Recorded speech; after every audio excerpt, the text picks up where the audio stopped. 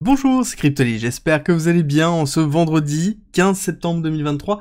C'est avec plaisir qu'on se retrouve aujourd'hui pour parler crypto et BTC comme d'habitude. Alors on va attaquer la partie news dans laquelle on a quand même pas mal de nouvelles, notamment sur la notion de transparence dans la crypto. Et ensuite on ira sur les graphiques dans lesquels on a encore une poussée macro très forte, qui se voit beaucoup plus sur les US et le reste du monde développé que sur les cryptos, malgré le fait que le BTC a eu une accélération encore hier. On va se projeter comme d'habitude sur l'état réel du momentum sur le BTC et on commence tout de suite.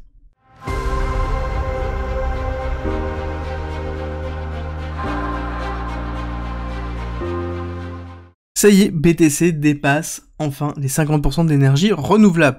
En tout cas, c'est ce que nous dit l'analyste de Bloomberg, et dans cette analyse, il explique que c'est lié au départ des mineurs de Chine grâce au China Ban.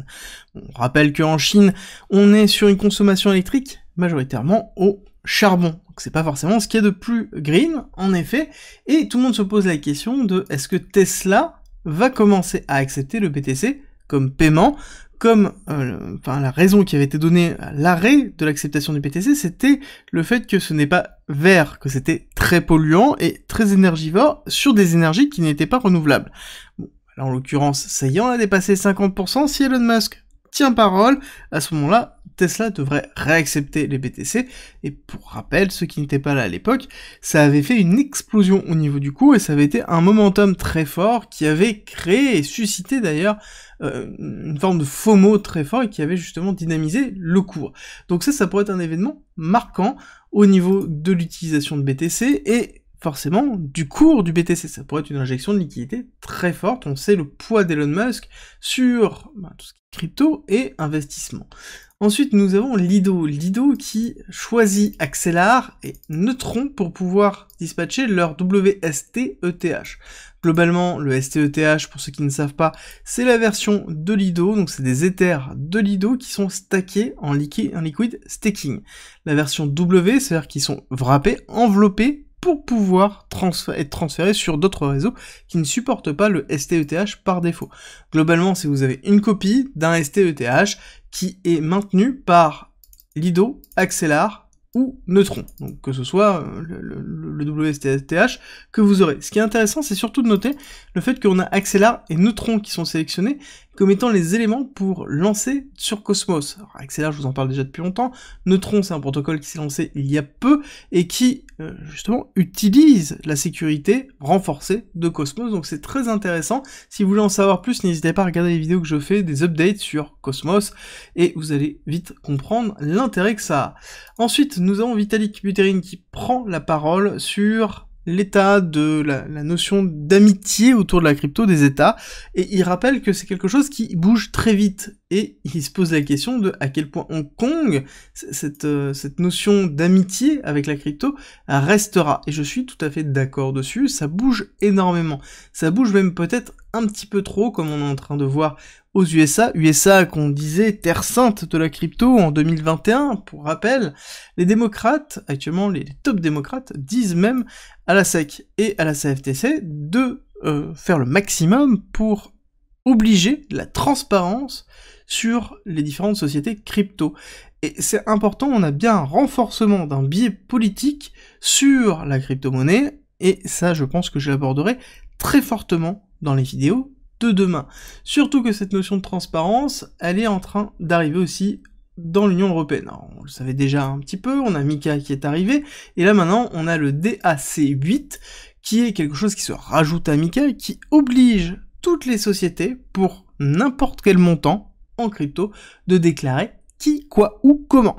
D'accord ? C'est vraiment très important, la notion de déclaration, au moindre centime, c'est-à-dire qu'à partir du moment où je fais un transfert d'1€, et que je suis une société, que je reçois 1€ de quelqu'un, je suis obligé de faire un KYC, je suis obligé de tout déterminer, et ça c'est valable si je suis une société en Europe, ou à l'extérieur, tant que je touche des Européens.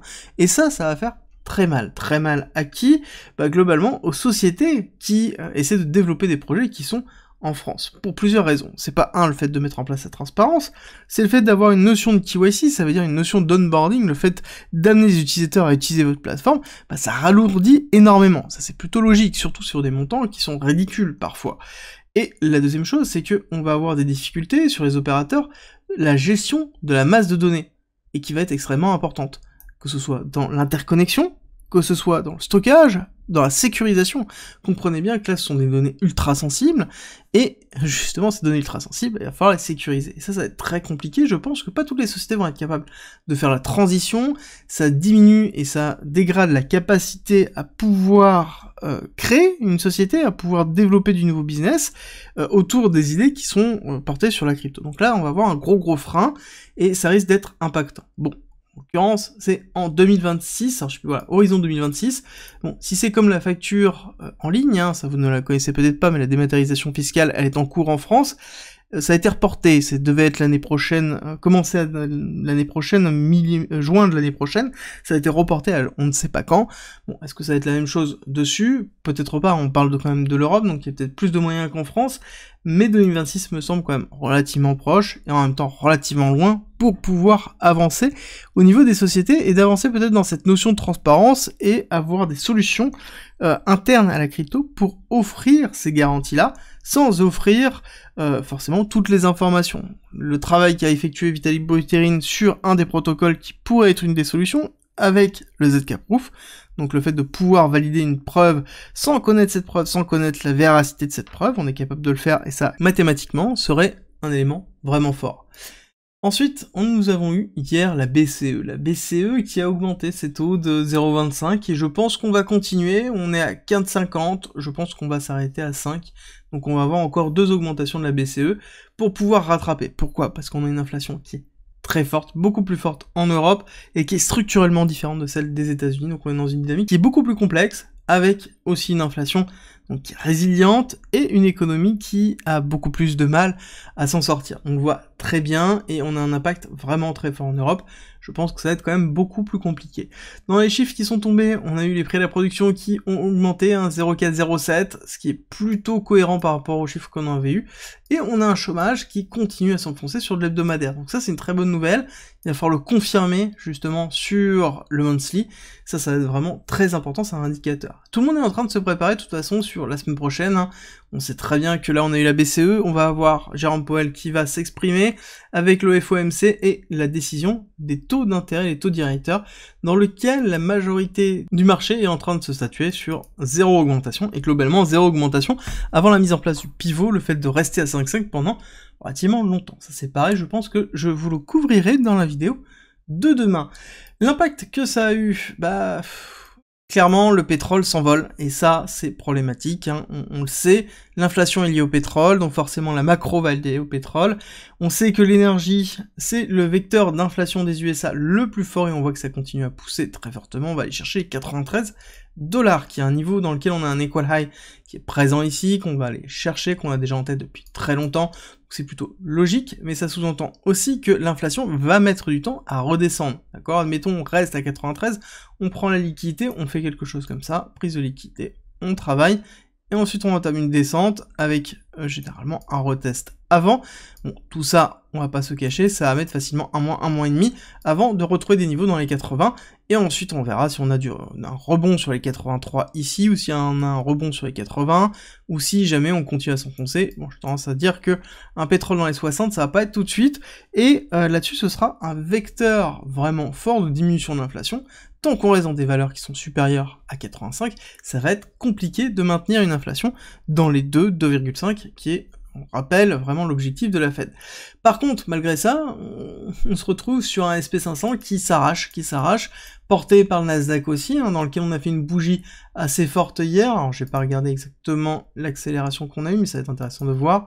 On a fait sur le corps de la bougie quasiment 1%, ce qui est plutôt pas mal, en vrai, par rapport à tout ce qui est en train de se passer. On est en train de faire une rupture d'un niveau important. Ici, je vous ai dit que c'était un retest bearish, on n'a pas clôturé au-dessus, donc la journée d'aujourd'hui va être vraiment important. Est-ce qu'on clôture au-dessus, ou est-ce que, pareil, on va se faire un rejet et une continuité baissière ici? Là, on est vraiment dans une phase de retest bearish, et si on passe en weekly, on va voir que oui, là on est vraiment sur une clôture potentielle, donc il va falloir patienter la clôture de cette semaine, mais en tout cas on a eu une semaine qui a été relativement forte en émotion, dans laquelle on a bien ravalé la semaine dernière, et on a eu une accélération haussière, et je pense qu'on va se stabiliser dans cette zone-là, peut-être une petite descente, mais on va être vraiment dans quelque chose qui est relativement stable, à savoir que, dans tous les cas, on est en clôture weekly, d'accord? Ça prend toujours du temps, on est en train de terminer, et on sait très bien que c'est fermé vendredi soir, et là, c'est exactement ce qui est en train de se jouer, on joue la fermeture.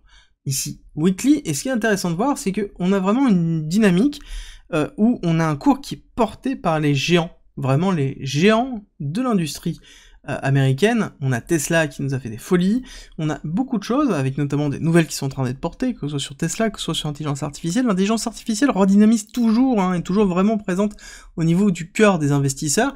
Alors là-dessus, on est loin de la notion de bulle, bien que certains en parlent actuellement, mais ce qui est vraiment important, c'est que c'est les géants qui portent ça. Et ça se confirme sur la CW8. CW8, c'est un ETF MSCI World, donc qui représente les 1600 plus grosses sociétés au monde. Bon, on va pas se cacher, dans les pays développés. 1600 sociétés au monde dans les pays développés. On précise bien, parce que c'est quelque chose qui est un petit peu particulier.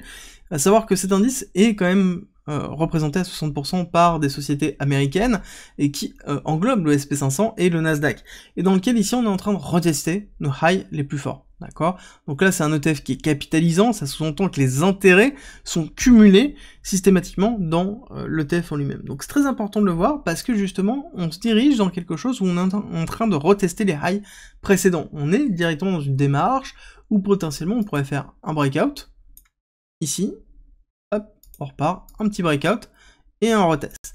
Alors, pour ceux qui ont l'habitude de week-off, on voit quoi? On voit très bien un BCARST SO, UT, retest, UTAD. D'accord, ça pourrait être même UT, retest, UTAD et cassure baissière.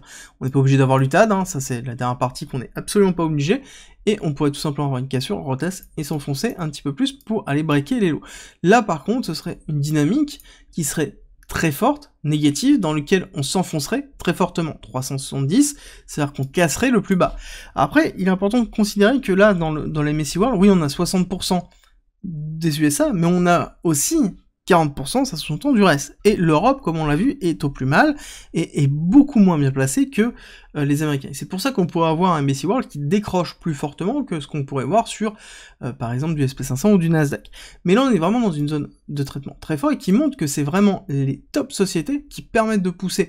On a une dissonance vraiment entre le top société et, par exemple, les PME qui, par exemple, en France, est le tissu principal de l'économie française, qui souffrent énormément. Clairement, on a de plus en plus de dépôts de bilan, on a beaucoup plus de mal à se refinancer, et c'est compliqué. L'investissement est vraiment très compliqué quand on est une PME actuellement, et ça se ressent, mais ça ne se ressent pas dans les géants, que ce soit les géants de la tech, que ce soit les géants du service. On voit qu'on est toujours en train de performer.